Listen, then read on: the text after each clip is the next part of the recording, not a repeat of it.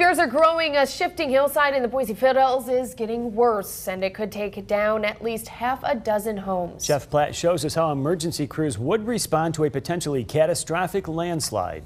According to the city, right now there's no official plan in place other than to watch and see what happens and then react if disaster hits. But when I spoke to the fire department, they said they are prepared.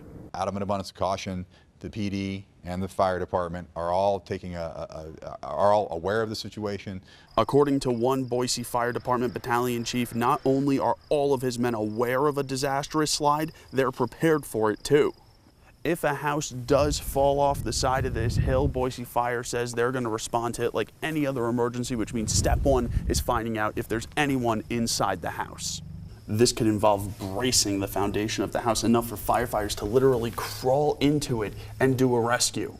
Next is assessing the rest of the situation and evacuating the other houses on the block if necessary. After that, firefighters need to look for potential dangers the slide might have caused, and a big part of that is evaluating utility lines. Now up here, water's been diverted above ground, but power and gas are still underground. So if there is a gas leak or an electrical issue, those need to be addressed right away. Now a gas leak and a sparking electrical wire are enough to cause a very big fire, but the only functioning hydrant on the street is this one, about 1,000 feet away from the closest home. So firefighters need to run their hose all the way out there just to reach the fire.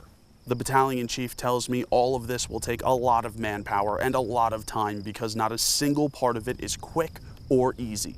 Now the battalion chief says anything can happen when a house is falling off the hillside, so that plan can change several times depending on the situation. He also cautions me that if this catastrophe should strike during the dry months, it could lead to a very severe fire. In Boise, Jeff Platt, KBOI 2 News.